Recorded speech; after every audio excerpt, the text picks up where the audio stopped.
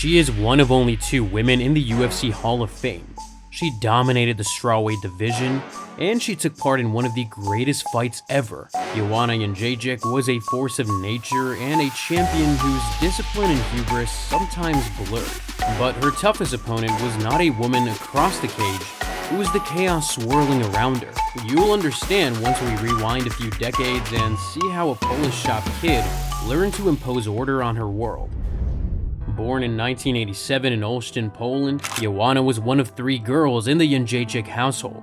Her parents, Anna and Jan, ran a small grocery store and expected everyone to pitch in. She and her twin sister Katarzyna stocked shelves and bagged produce, while their older sister Ava worked the till. The hours were long, and there was little room for leisure, but the routine taught Joanna early that discipline mattered. Basketball, handball, and taekwondo offered outlets for her energy, and she was good enough to join a youth basketball team until a sharp pain under her ribs sent her to the doctor. Her liver was enlarged and she was told to quit. She stopped training and gained weight, drifting until friends pulled her into a taekwondo class. Soon after, she wandered into a Muay Thai gym and the world tilted.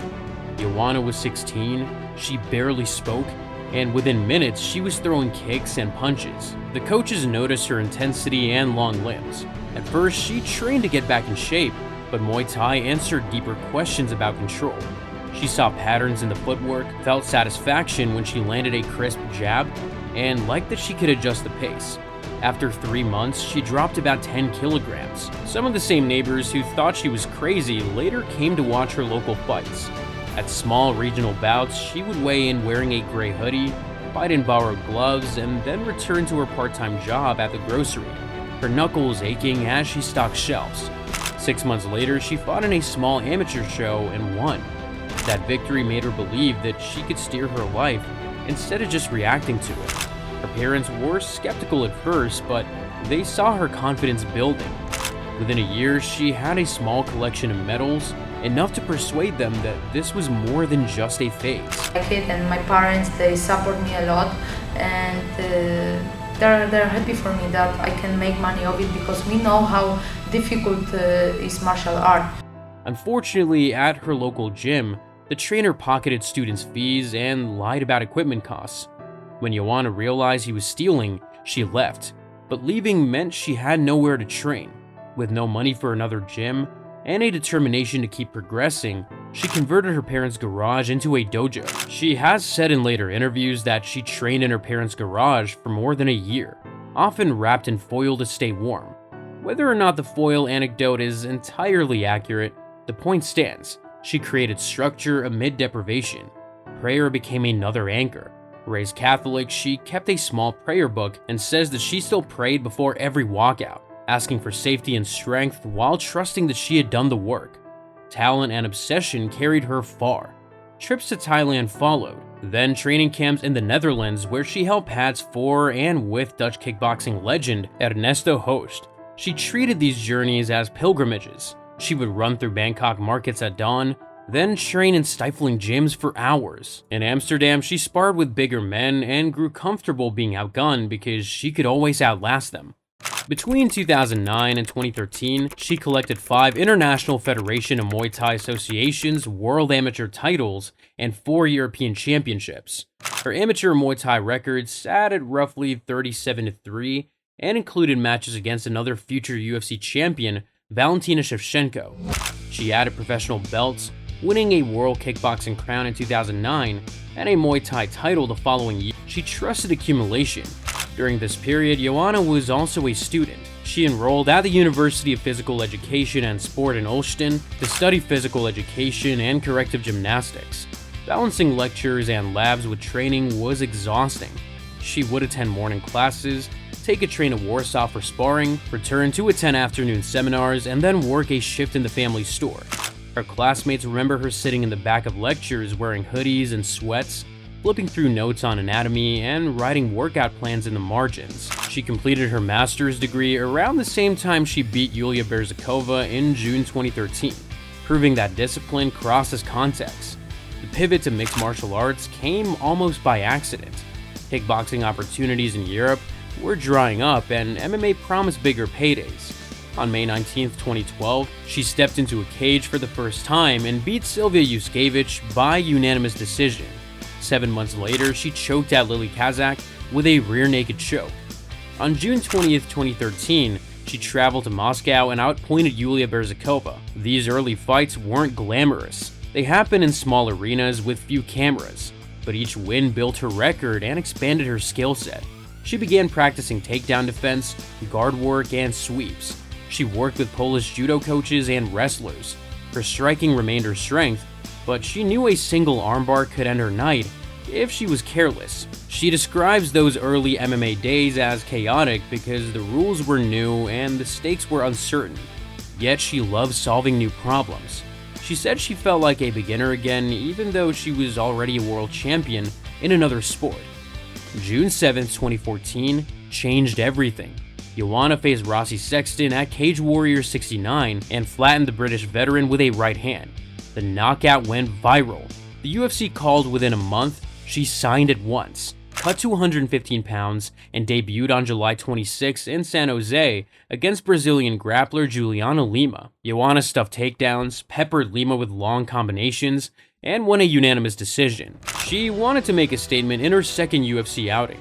On December 13, 2014, she fought Claudia Gadelha in Phoenix.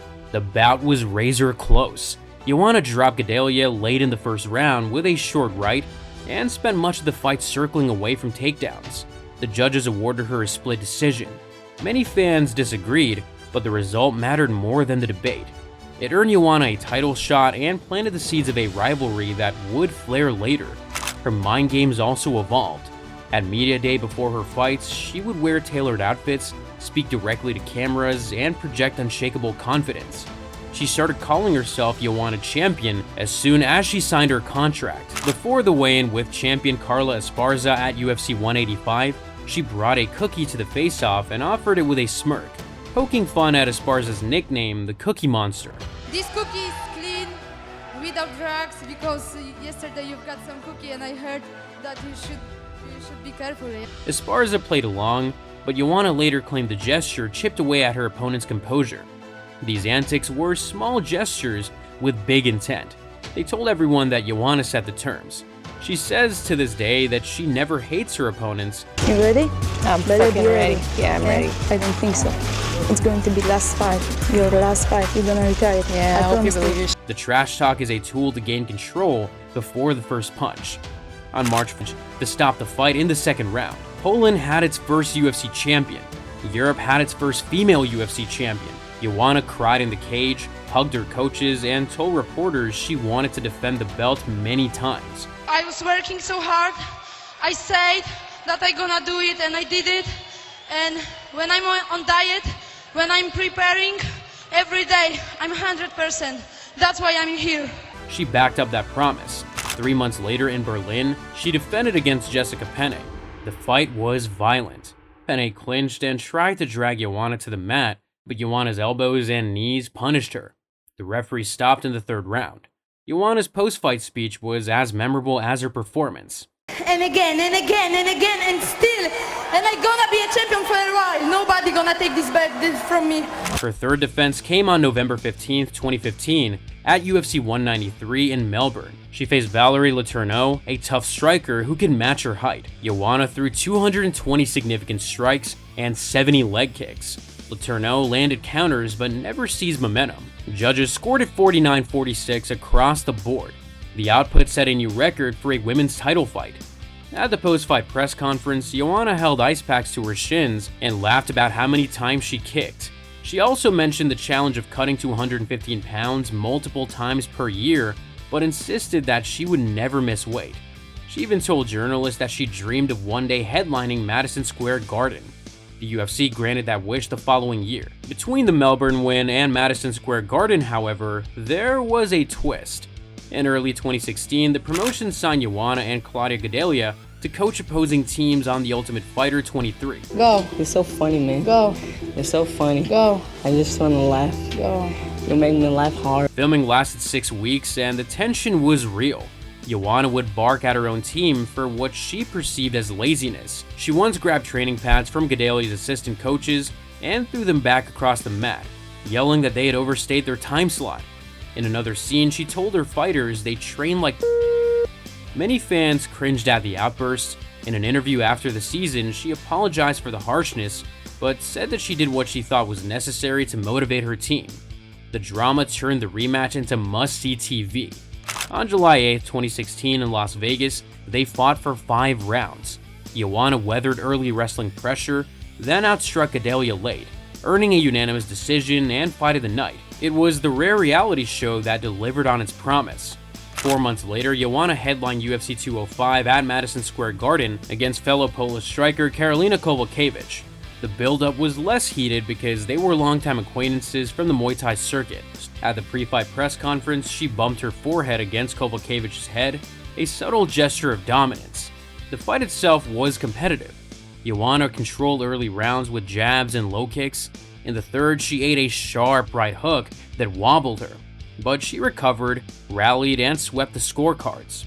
The victory marked her 4th defense and put her alongside Ronda Rousey for the most title defenses by a woman in UFC history at the time. The 5th defense happened on May 13, 2017 at UFC 211 in Dallas against Jessica Andrade. Andrade, a squat, powerful Brazilian, pushed forward relentlessly. Joanna moved laterally, pivoted, and hit her with every strike in the book. She landed a staggering 225 significant strikes and won by unanimous decision.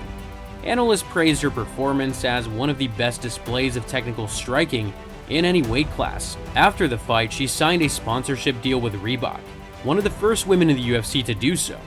She began appearing in commercials and modeling shoots, something she embraced with the same intensity she brought to training. The wall of control cracked in 2017. In October, the UFC announced that Joanna would defend her belt against Rose Namajunas at UFC 217 in New York City. Namajunas, known as Thug Rose, had a shaved head, a stoic manner, and a past that included trauma and mental health struggles. Joanna targeted those vulnerabilities in the media.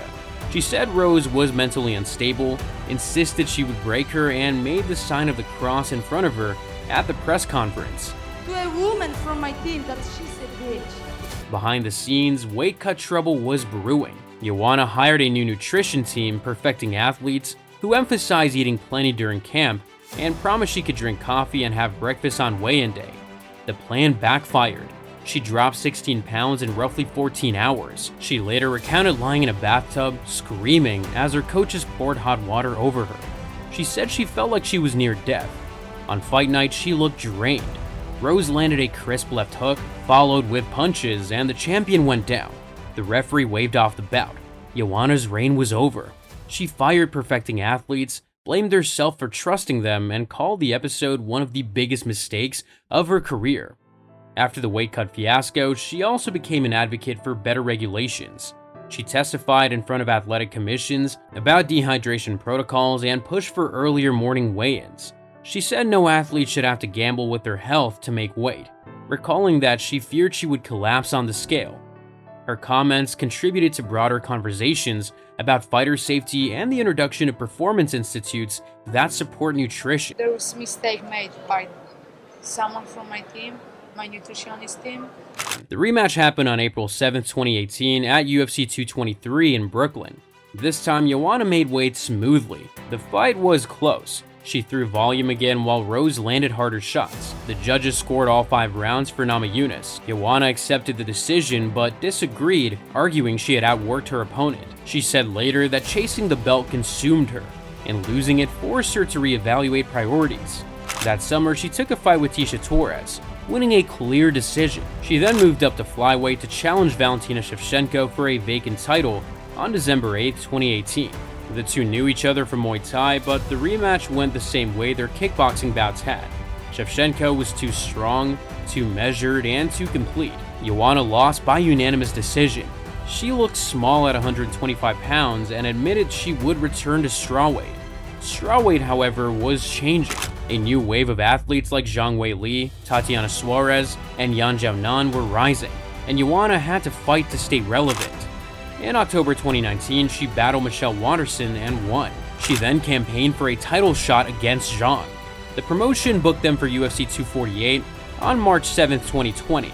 the world was only beginning to grasp the seriousness of the COVID-19 pandemic. Joanna made a clumsy joke on Instagram, posting a meme that depicted herself wearing a gas mask next to Zhang and referencing the virus. Zhang responded angrily, saying people were dying and the joke was insensitive. Joanna apologized and deleted the post, admitting she misread the tone of the moment. The fight itself was an instant classic. For 25 minutes, they traded at a pace rarely seen in any division. Joanna's forehead ballooned to the size of a grapefruit. Zhang's ribs turned red from body shots. Statistics recorded 165 significant strikes landed by Joanna and 170 by Zhang. The judges awarded Zhang a split decision. Both women embraced after the final horn. Dana White said that it was one of the best fights ever, and fans agreed. Joanna left the arena with a massive hematoma, but no regret. She said she felt like she had won the respect of the world, even in defeat. After such a bruising battle, Joanna took time off. She recovered, traveled, and trimmed her inner circle. Around this time, she publicly split from her fiancé and former manager. She said success attracted opportunists and that some people pushed her family aside. She called them rats and cut them loose. She moved their camps permanently to American Top Team in Florida, working under coaches Mike Brown and Cattell Kubis. Her training schedule became ruthlessly efficient. Pad work in the mornings, wrestling and sparring in the afternoons, strength and conditioning in between. She credited the UFC Performance Institute with fixing her hydration plan. She repeated the phrase, "When your private life is wrong, you will not be successful," when explaining why she trimmed her entourage. In 2022, she returned to face Zhang again at UFC 275 in Singapore. The atmosphere was electric. She entered the cage smiling, pointing to the crowd. The fight was competitive in the first round, with Joanna firing jabs and Zhang landing takedowns. Early in the second, Zhang stepped into range, spun, and landed a perfect back fist. Joanna's eyes rolled. She hit the canvas, and that was it. She removed her gloves and placed them in the center of the cage. She told Joe Rogan and Daniel Cormier that she had been fighting for 20 years. I wanna be a mom. I wanna be a businesswoman. I don't wanna let this happen. She thanked the fans and walked away. Her final record stood at 16 wins and 5 losses. She left with the most strawweight title defenses in history and more significant strikes landed than any woman in the UFC. In July 2024, she was inducted into the UFC Hall of Fame's Modern Wing, becoming the second woman so honored after Ronda Rousey. At the ceremony, she stood next to Dana White and looked at a video package of her best moments, from the Esparza finish to the Zhang War. She smiled, wiped a tear, and said, "I did it my way." The UFC noted that she held records for total significant strikes and longest strawweight win streak. Retirement has not meant inactivity. Joanna launched the JJ Stars Foundation to get kids moving and used her fame to promote women's sports in Poland. She partnered with a Polish supplement company, appeared in action films like Kobiety Mafia 2, The Women of Mafia 2, and a UFC-produced feature, Invincible, and even tried stand-up comedy, touring Polish theaters with a routine about fighting, travel, and the absurdity of fame. She compared telling jokes to fighting. You must read the room, pick your moments, and commit. She admitted it was scarier than walking to the Octagon because bombing on stage felt like tapping out in public. She also enrolled in Harvard Business School's Crossover into Business program in 2024, seeking to translate her discipline into entrepreneurship. She continues to coach and corner fighters at American Top Team, offering advice on pacing, footwork, and mental preparation. She remains close to her family and shares photos of Sunday dinners and church outings. She calls herself a businesswoman with a fighter's heart. She collects sneakers, travels, and posts motivational messages on social media. Though she sometimes flirts with the idea of one last fight, she insists she is retired from the UFC and would only return for something truly special, perhaps a cross-promotion event or a charity exhibition. She has also become a fixture in sports panels in Poland, discussing athlete welfare, weight cuts, and the business side of mixed martial arts. So I want to support kids with talented kids, but not only in sport. She cautions young fighters about entourages and offers practical advice on signing contracts and saving money. She often jokes that after dealing with Dana White, no promoter in her new ventures can intimidate her. This mentorship role fits her personality because it lets her impose order on a world that she once navigated blindly.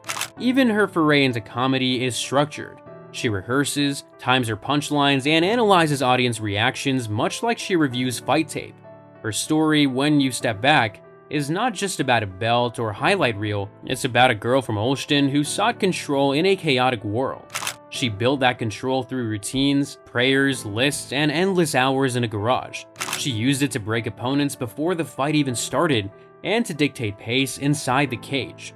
When life threw chaos back via a botched weight cut, a stoic challenger, or a betrayal, she found new routines. She cut away toxic influences, learned new skills, and kept moving forward. Today, her fight is different. It is against inertia, nostalgia, and the fear of being ordinary. She wins by waking early, reading, training, praying, and helping others.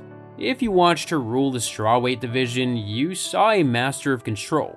If you watch her now, you see someone who realized that real control means knowing when to let go. And if you're curious about the one fighter who consistently solved Joanna's puzzle, our documentary on Valentina Shevchenko is just a click away. We'll see you there.